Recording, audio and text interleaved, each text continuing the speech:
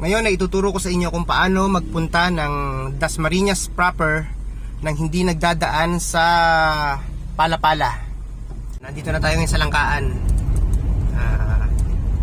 100 meters, nandun na yung likuan.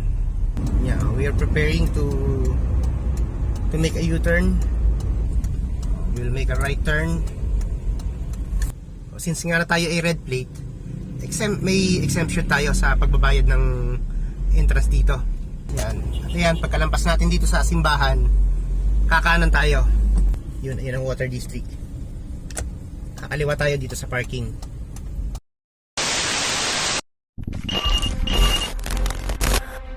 Eto na ang kinaabangang mga kwento ni Boy Tubo.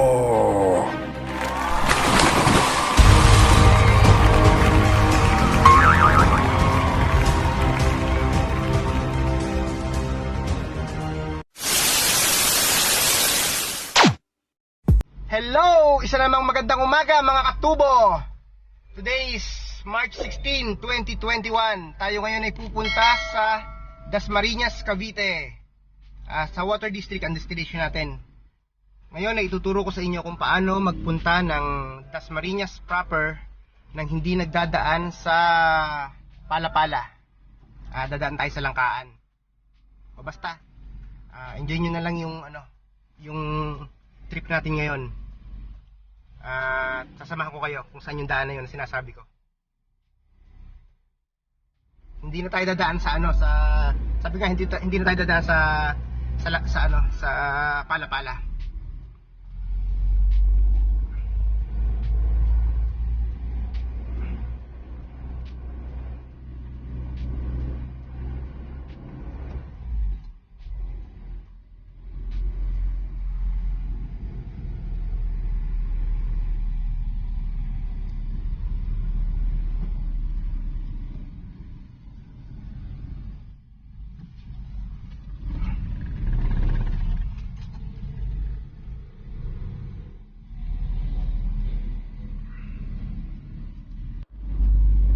At ngayong umaga, ang gamit naman ngayon natin ay itong Revo.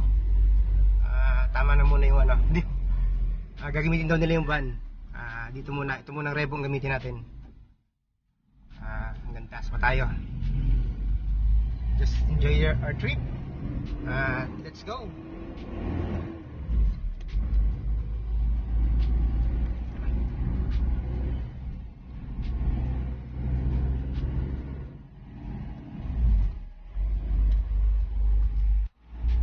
Okay, nasa Muso na tayo. Nasa Naik na tayo. Ngayon nga pala maaga pa naman, 7:15 pa lang ng umaga. Ang call time kasi natin ngayon doon ay 8 AM. Pero maaga pa yan. Sapat pa yung oras na yan. 1 hour lang naman ang Dasma. 1 hour drive lang mula Maragondon. Noon nga palang nakaraan dito tayo kumanan nung tayo nagpunta ng Silang. Pero ngayon tayo ay didiretso. Ang dadaanan kasi natin ay Governor's Drive. Doon tayo dadaan puntang Dasma. Sa highway tayo dadaan. Kaya diretso lang tayo. Diretso lang. Diretso pa. Diretso pa.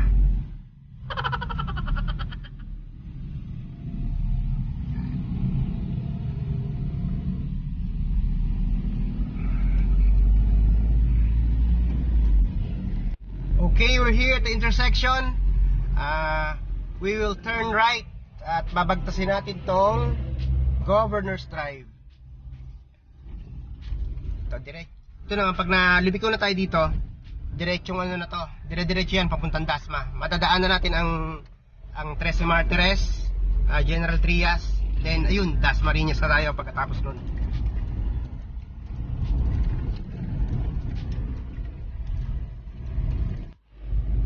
Alam nyo, sa mga nagdadrive dyan, naiinis din ba kayo pag ganito? Yung pag umaga, bago heading to east kayo, yung pasilangan kayo, tapos nakakasilaw yung araw, nakakainis yung ganyan. Mahirap kasi pag against the light ka.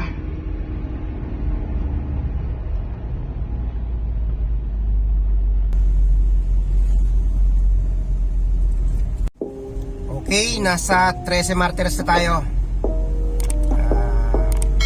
Diretso lang naman tayo. Dito ang daan kasi papuntang Dasma.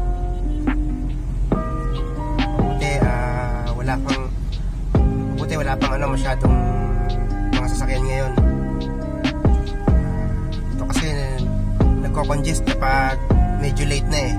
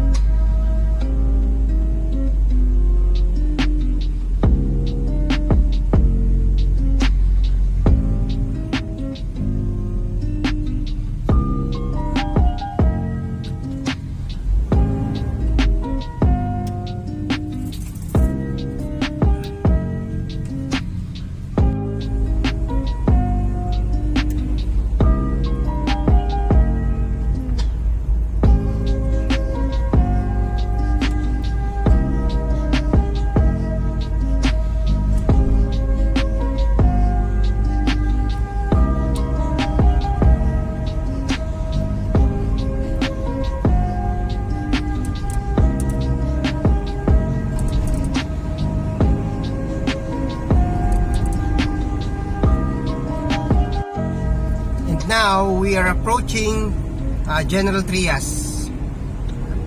Paano na tayo dito sa sa 13.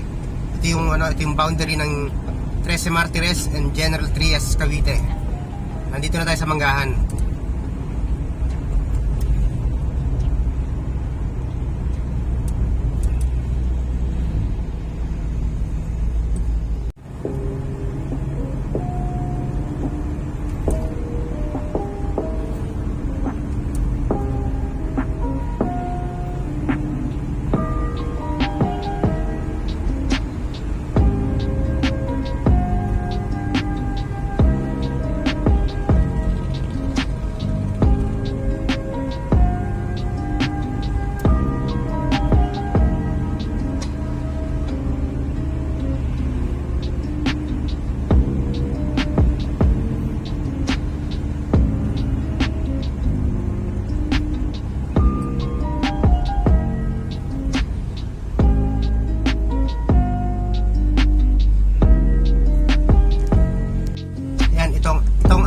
Dito sa Manggahan, nagkakaroon ng congestion dito.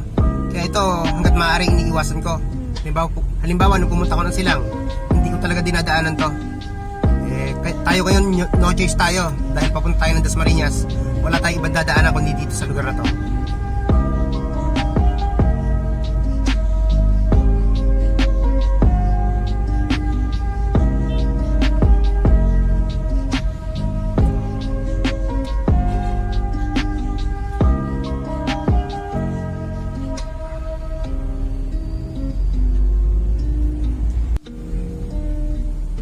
FCIE. Yan ang FCIE. Lapit na tayo sa, sa Langkaan. Nandito na tayo ngayon sa Langkaan. 100 meters, nandun na yung likuan.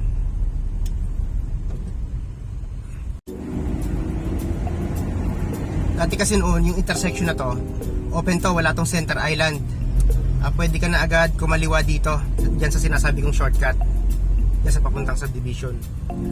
Ito, dati wala yung center island. Pwede kang dumiretso dito, kumaliwa dito. Ngayon kasi ay mag-U-turn tayo doon, doon sa dulo. Pabalik tayo para tayo makaliko doon sa lugar na yun.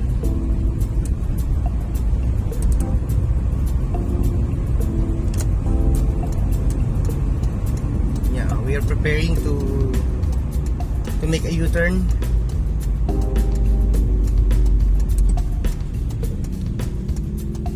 Kaya pag mag-U-turn, be cautious kayo dahil kasi minsan yan ang nagkakos ng accident. Buti na lang hindi masyado marami yung sasakyan, kaya madali lang.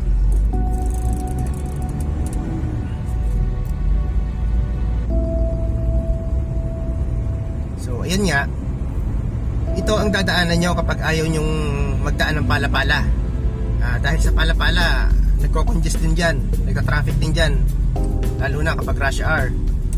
Ito mas madali dito. We'll make a right turn.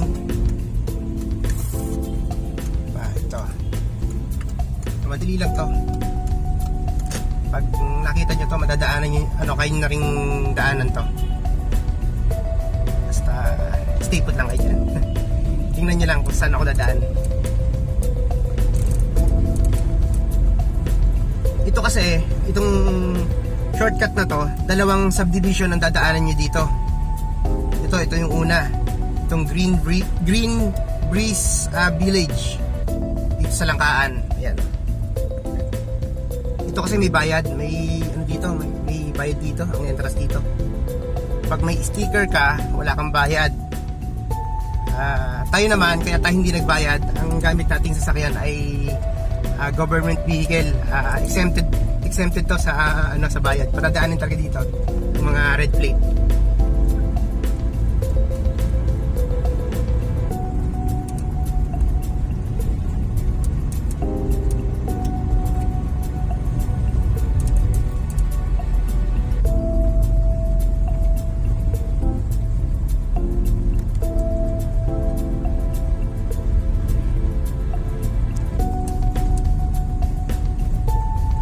Itong daan na to, kapag nagpupunta ako ng Dasma, hindi na ako nagdadaan doon sa Aguinaldo Highway bihirang-bihira, unless napupunta ako ng SM.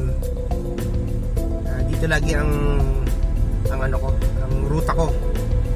Dahil kasi naman pag nasa official business kami, may mga lakad kami dito sa Dasma. Usually laging sa Water District. Ang Water District nakalocate sa Dasmariñas proper. Kaya dito lagi ang dinadaanan ko.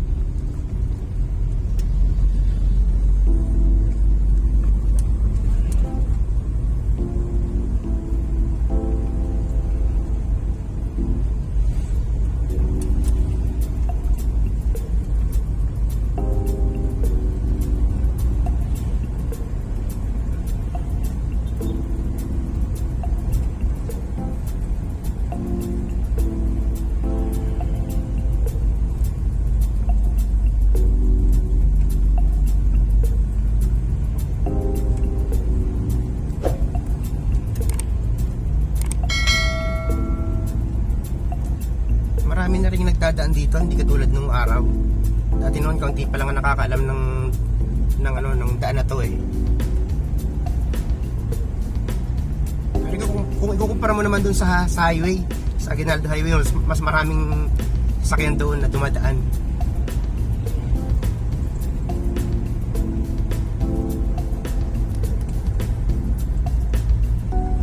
Kaya kayo kapag dadaan dito, prepare dun sa sa pagbabayad dyan sa mga gate ng subdivision.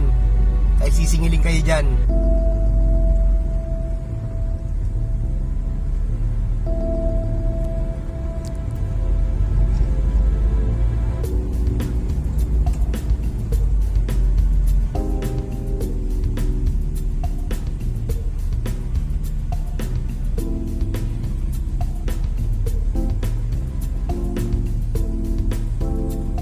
So yan naman, ito yung pangalawang subdivision na sinasabi ko na dadaanan. Itong City Homes Resortville Subdivision. Ito yung pangalawang subdivision. Yan, may bayad din yan.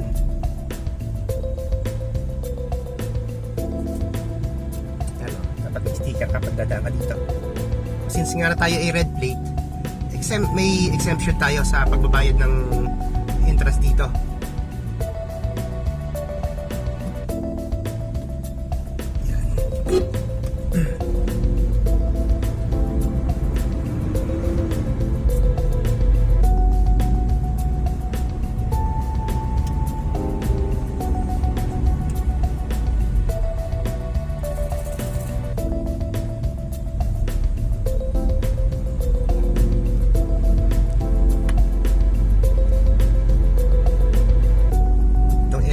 Medyo densely populated dito.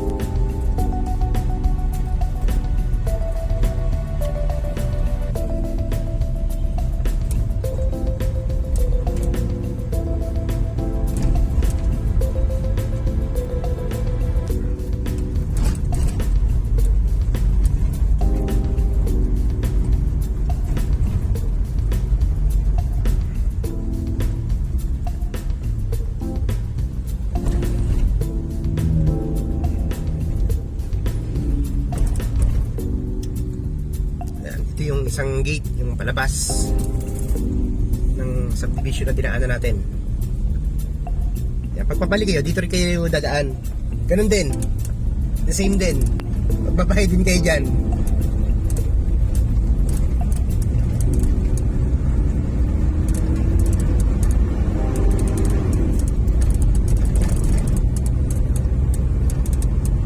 Then dito sa kantong to, liliko tayo, kakaliwa tayo dito. Yan ang papuntaang Dasmariñas proper. Ito kasing hindi ko pa nadaanan itong kanan eh. Ang alam ko, subdivision din to. Tapos ang labas nito sa highway din, yung papuntang Palapala. Pero dito tayo. Dito tayo liliko. Yan, nakaliko na tayo.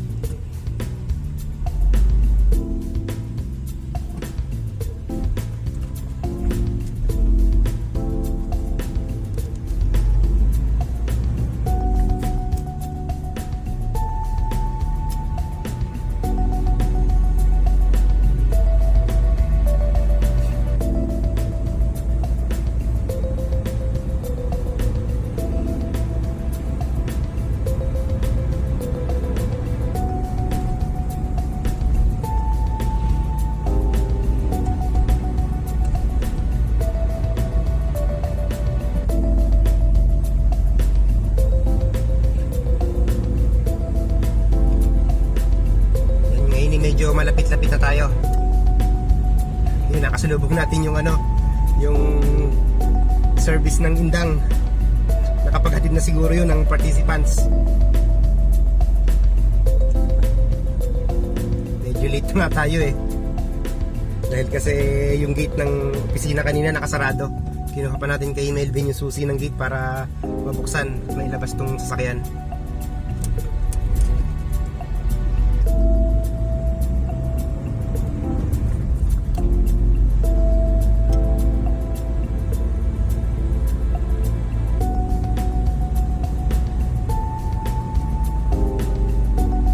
Nagkakaroon dito ng congestion dahil dyan sa mga kanto, dalawang kanto yan eh.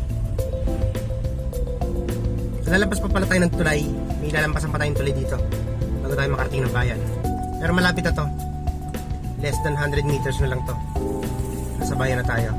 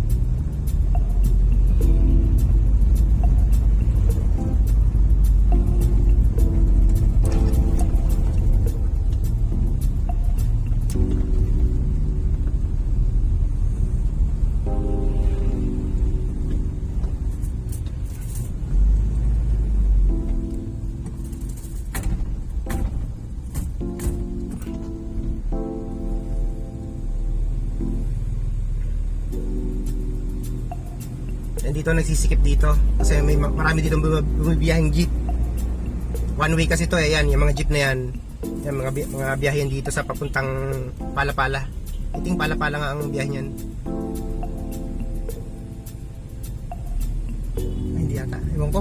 Basta comment down below kung alam nyo kung saan ang biyahe ng yan, ng jeep na yan. Hindi pa kasi ako nakakaranas mag-commute dito eh.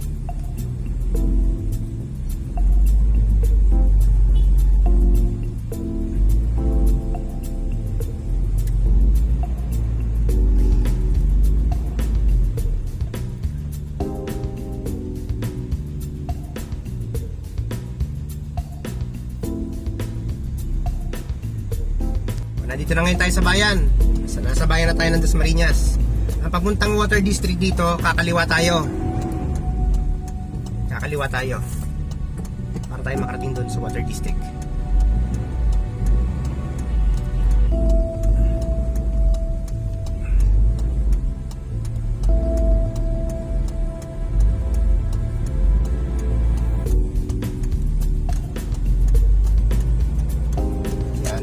Pagkalampas natin dito sa simbahan, kakanan tayo.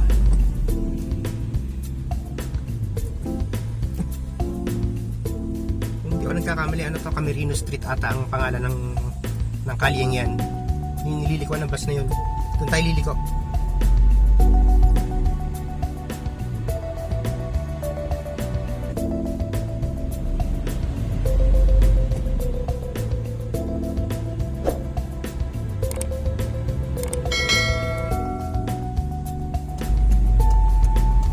Now we are turning right, and about mga 200 meters ay naandun na tayo sa Dasmariñas Water District. Sumunod lang tayo sa bus na to.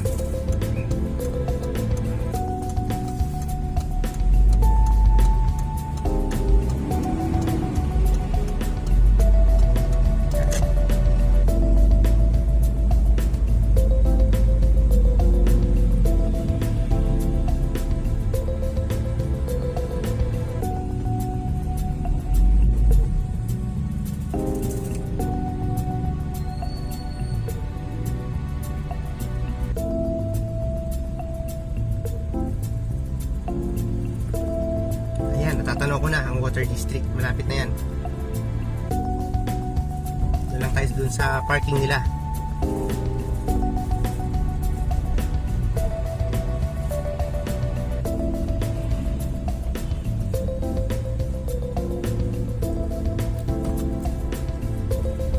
Yan ang water district. Kakaliwa tayo dito sa parking.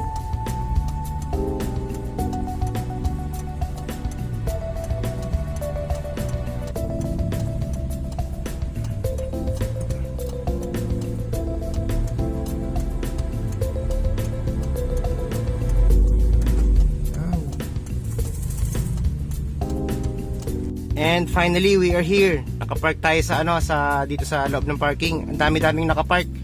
Sorry tayo, mayroon pang slot dito. At pinapark tayo. Okay. Okay. Dito na tayo sa Dasmariñas.